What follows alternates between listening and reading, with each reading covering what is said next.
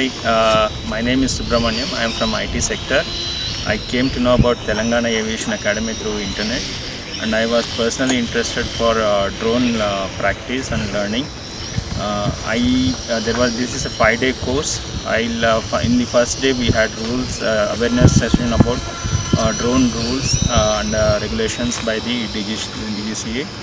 Second day we practiced assembly of the drones, which was really good hands-on experience because you get to feel and assemble the actual drone.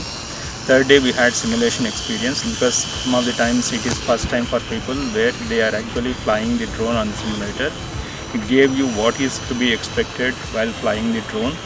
And fourth day and fifth day it was actually practice session where we are flying the drone on the airfield. It is really good hands-on experience, and there are plenty of sufficient hours for us to practice.